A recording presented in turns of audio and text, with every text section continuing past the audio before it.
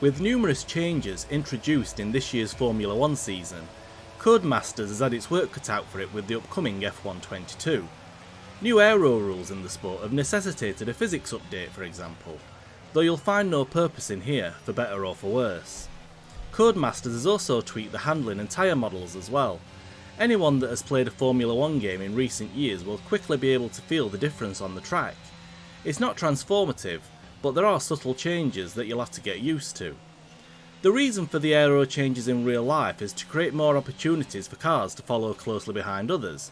It is said that the old aero rules created disturbed air that reduced the downforce that cars behind could create. In the world of video games, it's hard to judge if it has quite that effect, but at least the tweaks keep you on your toes. And as ever, the handling in F1 22 feels rather good indeed. Honestly, it's the other new features and content in F1 22 that has us excited though. Things like the inclusion of Miami International Autodrome and the new Sprint Race Weekend format. It's thanks to these that F1 22 still provides an authentic experience, but Codemasters is pushing the bar further, getting you more involved in the action than ever and also making sure it's presented in a way that Formula 1 fans are familiar with. One way it's doing that is by giving the players a choice of either immersive or broadcast pit stops, formation laps and safety car periods.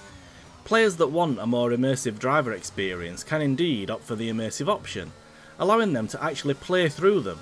Others can opt for the broadcast option, taking them out of the action for a short period of time so they can simply observe these events in TV format instead.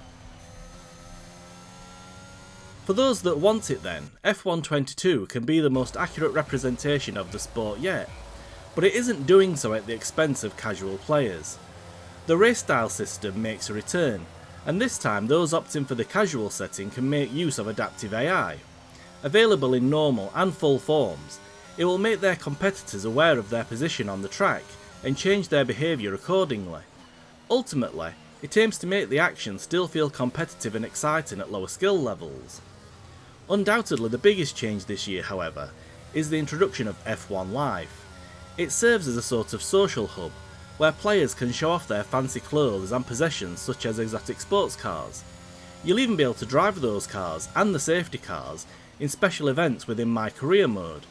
It's a move made by Codemasters to add a bit of variety, and also represent the fun activities that often occur at race weekends outside of the main event.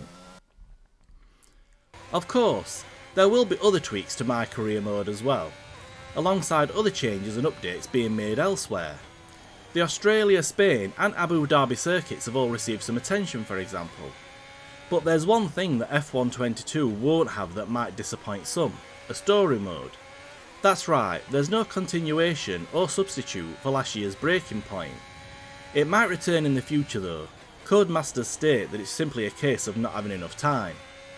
Still, from the hands-on time we've had with the game and the promises of what's to come, we're pretty excited about F1 22. As ever, it looks brilliant, plays well, and a raft of new features, content and gameplay tweaks are set to not only ensure its authenticity, but also make it somewhat fresh. Throw in the fact that PC players can play in VR providing they have a supported headset, and we're sure it's going to go down a storm.